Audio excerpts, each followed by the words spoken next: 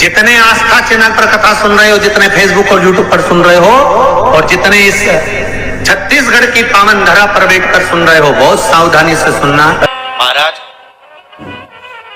Online कथा सुन रहे हैं आप सब लोग, कोई सोफे पर, कोई पलंग पर, कोई कुर्सी पर, कोई जमीन पर बैठकर सुन रहा है, कोई मोबाइल पर सुन रहा है। निवेदन करूंगा, मुझे विश्वास है आपके घर में तो खैर ऐसा नहीं होगा, पर हमने भी अपने जीवन में ऐसे कई घर देखे हैं कि पति का मन तो परमात्मा में लगा हुआ है और पति पत्नी से कहता चल अपन शंकर के मंदिर चले, चल थोड़ी देर मंदिर चल के दर्शन कर आए, तो पत्नी साफ मना कर देती है, तुम चले जाओ, कोई पंडित बन रहे हो ना, तुम जाओ, मेरे पास टाइम नहीं है। और पति कह दे आज मेरे मित्र की यहाँ पार्टी है, चल होके आते हैं, तुरंत तैयार होके बैग में टांग के सामने खड़ी मिले, पूरी डेंटिंग पेंटिंग करके एकदम चकाचक।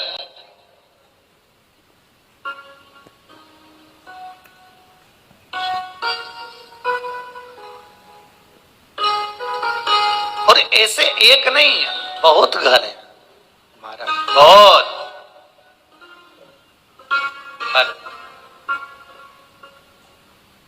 आपकी चित्तवृत्ति में अगर भगवान समाया है, आपकी चित्तवृत्ति में अगर शिव समाया है, तो चिंता मत करना। अब सौंप दिया इस जीवन का सब भार तुम्हारे हाथों, हे हार तुम्हारे हाथों में और जीत तुम्हारे हाथ, सर्वस्व भगवान को सौंप दो।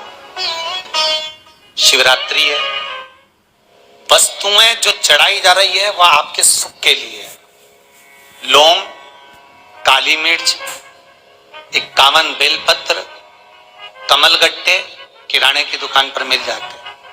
शमी के पत्ते, शमी के पत्ते नहीं मिले तो चावल चढ़ा देना, अक्षत चढ़ा देना।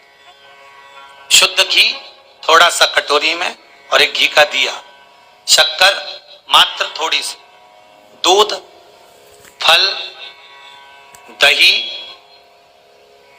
शिवलिंग बनाने के लिए जो भी मिट्टी आपके पास में हो, आपके गमले की हो चाहे जमीन पे कहीं से भी मिट्टी ले आना, कोई भी मिट्टी।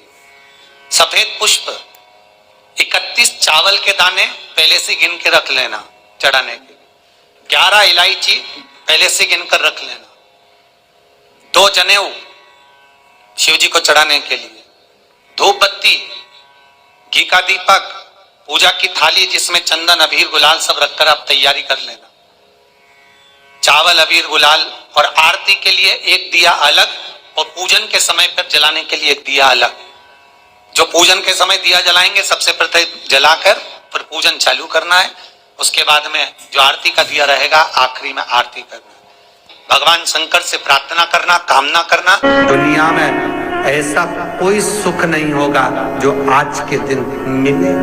बीमारी हो तो उसके लिए, रोग हो तो उसके लिए, लकवा लग गया हो, अगर शरीर कंपायमान हो रहा है, शरीर में पैरालिसिस हो गया, तो सरसों का तेल 1 बोतल लेकर घर में जो शिवलिंग है, घर में जो शंकर का शिवलिंग है, उस शिवलिंग पर सरसों का तेल समर्पित करना, बेलपत्री चढ़ाकर। अगर पैरालिसिस की बीमारी भी है तो शंकर पर सरसों का तेल थाली में रखकर चढ़ा दो। मंदिर नहीं जा सकते, घर में चढ़ा, उसको बोतल में भर लो और बोतल में भरकर जिसको पैरालिसिस की बीमारी, उसकी मालिश 4-5 दिन अच्छे डट के करवाओ। 5 दिन बाद फोन कर कर जरूर बताना कि चला कि नहीं चला, उसको आराम लगा कि नहीं। शरीर में हवा आ गई, कोई कोई कहते हैं इनके शरीर में हवा आ जाती, महाराज जी कोई हवा लग गई, कोई भूत प्रेत लग गया या कोई प्रवेश कर गया। क्या कल बताया था, लौंग और काली मिर्ची और बमूल का कांटा, बमूल का कांटा ना मिले तो गुलाब का कांटा रखकर लाल कपड़े में 21 बार उतार कर उसकी धुनी दे दो, मंत्र का स्मरण करो, जिसको 12 मासिक शिवरात्रि कहते हैं।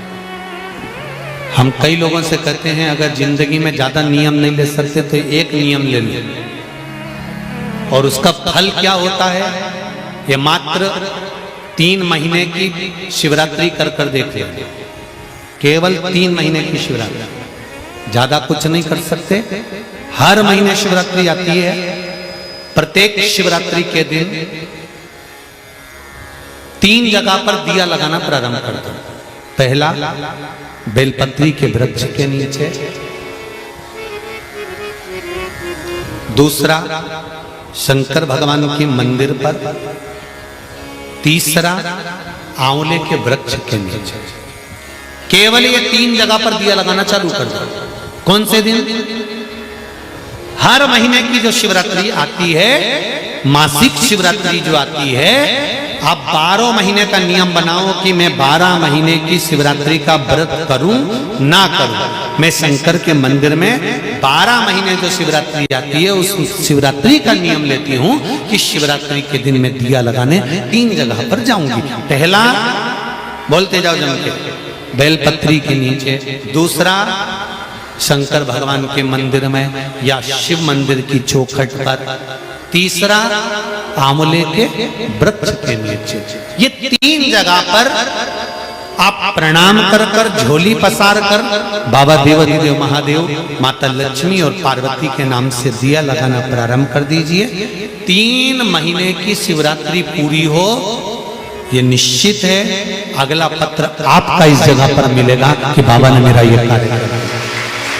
आप चाहते हैं कि कोई रोग हमको ना घेरे, आप चाहते हैं कि कोई रोग हमको ना घेरे, और आपको लग रहा है कि कोई रोग ऐसा है जो घेर रहा है, या कोई शरीर में ऐसा रोग उत्पन्न होने वाला है, या कोई बीमारी ऐसी उत्पन्न होने वाली, तो उसके लिए सबसे सुंदर तरीका है कि शंकर जी पर अलोनी जो गोबरी होती है, गोबरी जानते हो, कंडा, अलोना कंडा, अलोनी गोबरी, मतलब गाय ने गोबर करा और वो सूख गया, उसको थापा नहीं गया, हाथ से कंडा नहीं बनाया गया, गोबरी नहीं बनाई गई, केवल गाय ने गोबर करा, वो सूख गया, और वो सूखा हुआ जो गोबर है उसको जलाकर जो भस्म तैयार करी है, उसको जलाकर जो हमने राख तैयार करी है, भस्म बनाई है, उस भस्म को जो तैयार करा गया है, वो भस्म शिव को जो हमने समर्पित करा, उस भस्म को सफेद वस्त्र में लिया और बाबा पर समर्पित करी। उसी भस्म को हम उठा कर लिया। और यदि आप भस्म नहीं चढ़ा सकते तो कभी विश्वनाथ जाएं तो वहां से भस्म लिया है, कभी उज्जैनी जाएं तो वहां से भस्म लिया है। उस भस्म को हम यदि अपनी नाभि से वक्ष स्थल के मध्य में त्रिपुंड लगा लेते हैं, जीवन में अगर आप मात्र 1 महीने में 1 बार भी त्रिपुंड अपने वक्ष स्थल के नजदीक में नाभि से ऊपर अगर लगा लेते हैं महाराज, तो ऐसा कोई बड़ा रोग आपकी जिंदगी में प्रवेश कर ही नहीं सकता। इस शरीर के अंदर, इस शरीर के अंदर भस्म में जो सुख है, भस्म का जो आनंद है, भस्म का जो रसतत्व है, उसको समझिए। एक परीक्षा में बैठने वाला व्यक्ति, एक परीक्षा में बैठने वाला लड़का लड़की, कोई एग्जाम में बैठ रहा है, कोई परीक्षा में बैठ रहा है और वो एग्जाम निकल नहीं रहा, तो गाय के दोनों सींगों के अग्रभाग, ऊपर का भाग, उसको हमारे यहां कैलाश पर्वत माना गया, उस पर शहद लगाकर, उसके अग्रभाग में शहद लगाकर बेलपत्री के मध्य भाग में उस सींग का शहद लेकर मध्य भाग में लगाकर शिवलिंग पर चिपका दीजिए सामने, और ओमकार का नाद कर कर उस पत्ते को निकाल लीजिए। उसका शहद मस्तक पर चंदन में घोल कर तिलक लगाकर परीक्षा में जाकर बैठिए। आप जितना याद कर कर गए हो, आपके सम्मुख में, आपके एग्जाम में वही आएगा जो आपने याद किया है, और आप उसको क्लियर कर सकते।